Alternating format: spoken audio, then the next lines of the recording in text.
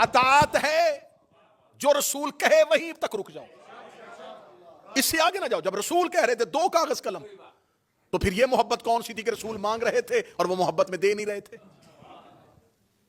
اب دیکھیں سامنے دشمن بھی بڑا شاطر ہوتا ہے, انہوں نے یہ طویلیں بیان کی, جب ہمارے علماء نے آگے سے دفاع کیا انہوں نے پھر آگے سے ایک پوزیشن اور لی. میں اگلی پوزیشن پہ جانے لگا.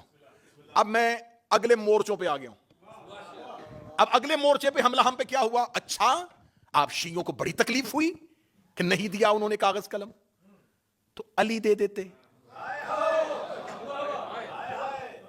علی دے دیتے. اچھا یہ حکمت مجھے آج تک سمجھ میں نہیں آئی. شیعہ کی طرف سے ایک اعتراض ہے کہ اللہ کے نبی علیہ الصلوۃ والسلام نے اپنی وفات کے وقت قلم اور کاغذ مانگا, اور آپ کو قلم اور کاغذ نہ دینا یہ گستاخی ہے نا.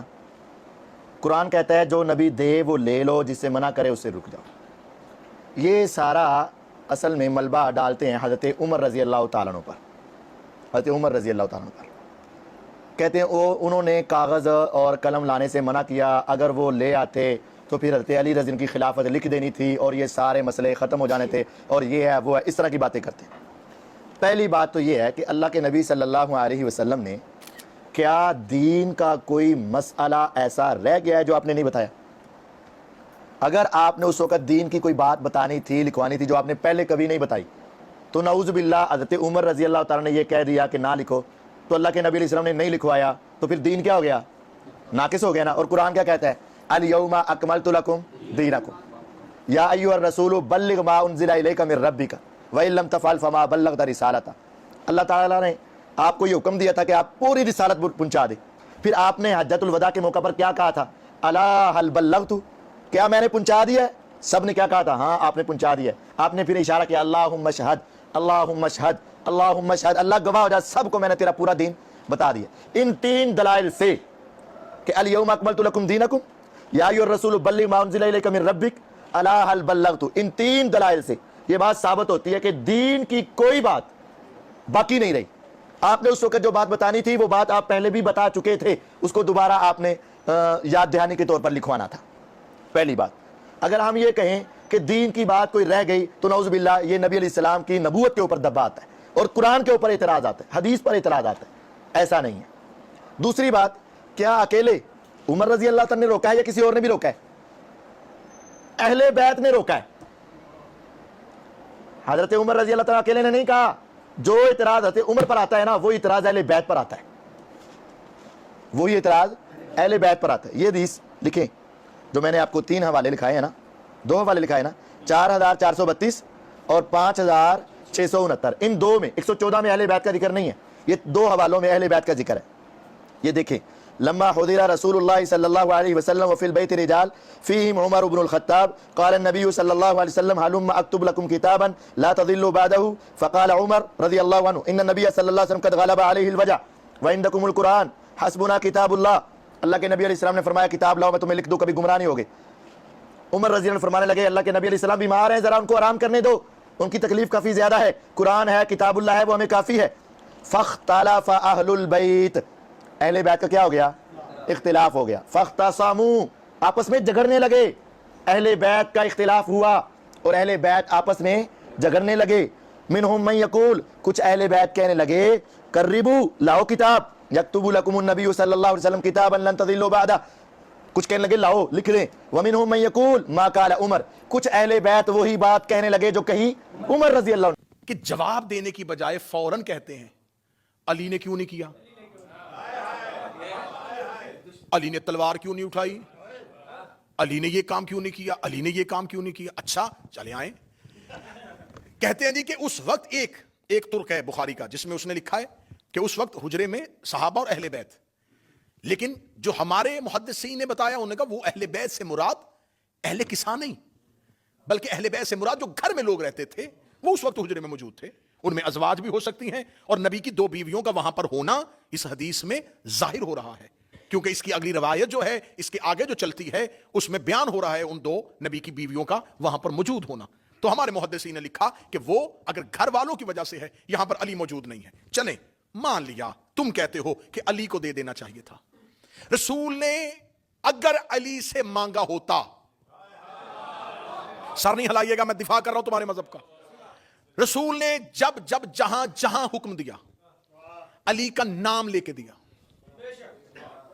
یا علی خیبر میں جائیے، یا علی بستر پہ سوئیے، یا علی سورہ برات کی تبلیغ کے لیے جائیے۔ رسول جب بھی حکم علی کو دیتے تھے تو مخاطب کر کے دیتے تھے۔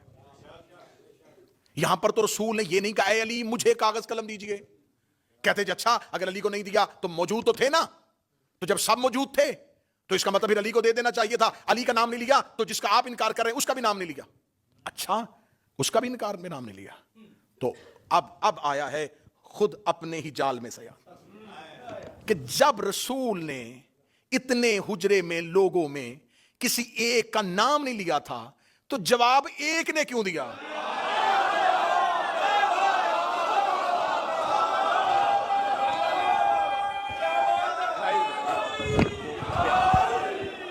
جواب ایک نے کیوں؟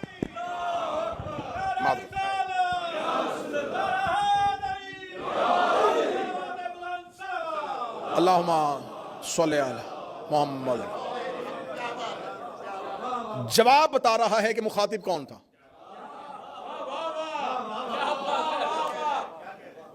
تو انہوں نے تو بول کے خود ثابت کر دیا، جب اتنے لوگ موجود تھے سارے چپ تھے، تو جب ان کا نام ہی نہیں لیا، تو جب علی چپ تھے تو وہ بھی چپ رہتے۔ اچھا علی نے کاغذ قلم کیوں نہیں دیا، اس بات میں بحث بعد میں کریں گے، پہلے یہ بتاؤ علی نے انکار تو نہیں نہ کیا؟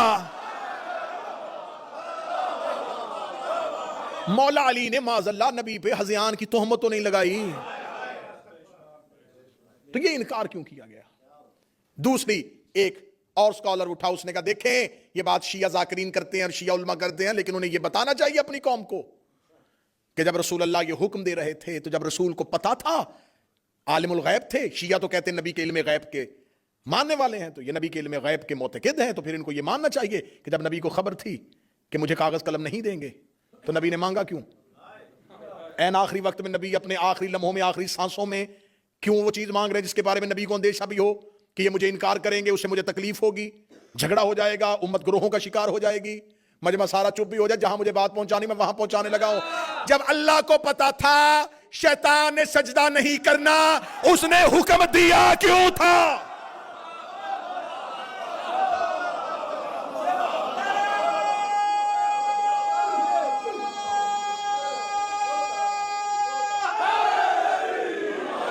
ہم نبی کے علم غیب میں بعد میں آئیں گے کہ نبی کا علم غیب جو ہے وہ کوئی فرقہ مانتا ہے، کوئی فرقہ نہیں مانتا، لیکن اللہ کو عالم الغیب ہر لا الہ الا اللہ پڑھنے والا مانتا ہے کہ اللہ غیب کا عالم ہے، اللہ غیب کا علم رکھنے والا ہے، وہ غیب کے سارے پردوں سے واقف ہے، وہ غیب سے سارے رازوں سے واقف ہے۔ جب اللہ کو پتا تھا کہ فرشتوں کی محفل میں ایک ایسا بیٹھا ہے جس نے انکار کر دینا ہے، تو اللہ نے سجدے کا حکم کیوں دیا تھا؟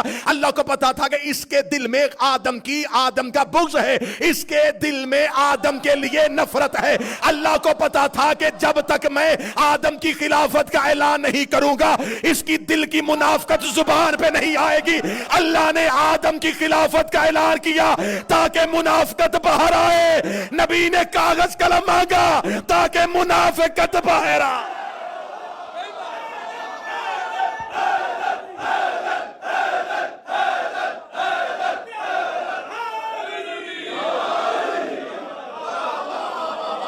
کیوں اللہ نے حکم دیا؟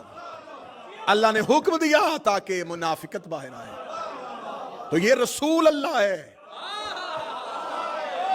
یہ رسول اللہ ہے، یہ بھی وہی کرتا ہے جو اللہ کرتا ہے، بلکہ اللہ اس سے وہی کرواتا ہے جو وہ خود کرتا۔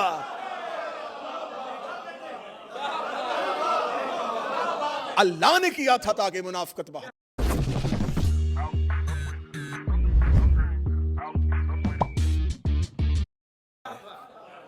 نبی نے بھی کیا تاکہ منافقت باہر۔ اللہ سجدے کا حکم نہ دیتا، حسینیہ بریڈ فورڈ گرد و نواح والو، برطانیہ والو، جملہ بہت مشکل سے قبول ہونے والا لیکن کرنا۔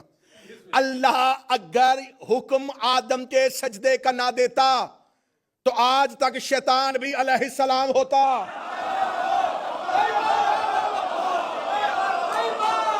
مجمع خاموش ہو گیا، میں جملہ کہہ گیا، کیونکہ وہ علیہ السلاموں میں رہتا تھا۔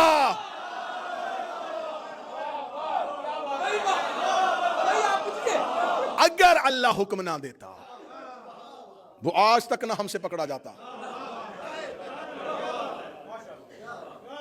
اللہ نے حکم دیا تاکہ علیہ السلاموں میں ایک لعنت اللہ باہر آئے. تو یہ تو توحید کا منشور ہے, یہ تو الہی نصب العین ہے, یہ تو دستور الہی ہے کہ وہ مجرم کو ہمیشہ ایسے ہی پکڑتا ہے.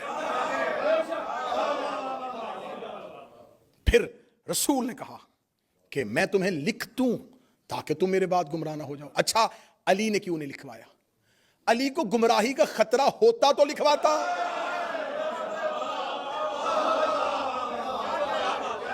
لکھوا لیتے علی, تم لکھو قرآن کی حاشیے میں کہ علی کو گمراہی کا اندیشہ تھا.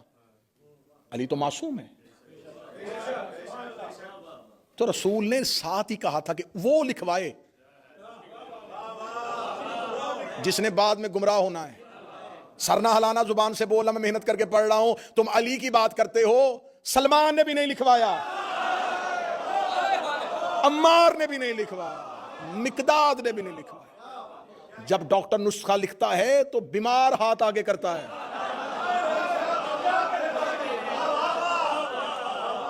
ڈاکٹر ایک مریض کو نسخہ لکھ کے دے رہا اور ساتھ ایک صحت مند بیٹھ کے کہے ایک کاپی مجھے بھی دے دیں, یا وہ کھانستا ہوا مریض اس صحت مند سے کہہ دے اچھا موقع ہے, لکھ رہا ہے تو بھی لکھوا لے. وہ کہے گا میں لکھواؤں کیوں, مجھے مرض ہی کوئی نہیں, تاکہ تو میرے بعد گمراہ نہ ہو جائے. یہ پہلی حدیث میں نے پڑھ دی, یہ حدیث کرتاس ہے. دوسری حدیث پھر لکھ دی بخاری نے. اب میں کیا کروں, نبی سے لکھوائی نہیں اور صحیح بخاری میں 7 دفعہ لکھ دی.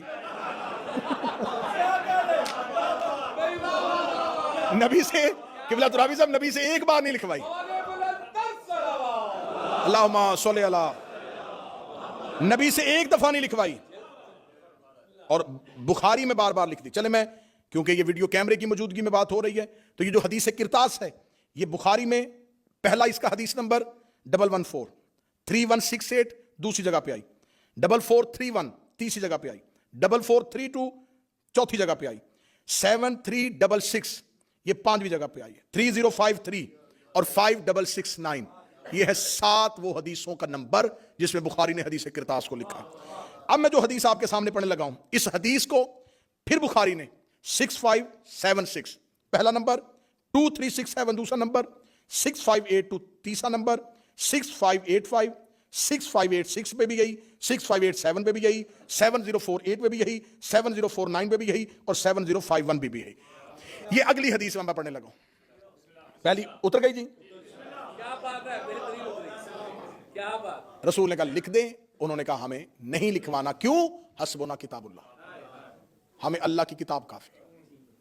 رسول نے ایک حدیث کہی ہے انی تارکن فیکم الثقلین, میں تمہارے درمیان 2 چیزیں چھوڑ کے جا رہا ہوں, کتاب اللہ و اطرتی اہل بیت, ایک اللہ کی کتاب اور ایک میری اطاعت. اس حدیث کو بدلا نہیں, رسول نے کہا میں قرآن چھوڑ کے جا رہا ہوں اور سنت چھوڑ کے جا رہا ہوں. اچھا رسول چیزیں 2 چھوڑ کے جا رہے, قرآن اور سنت, اور جو حجرے میں شخص کھڑا ہے وہ کہہ رہا ہے ہمیں صرف قرآن چاہیے. اب تم نے حدیث تم نے بدلی, ہم نے نہیں بدلی.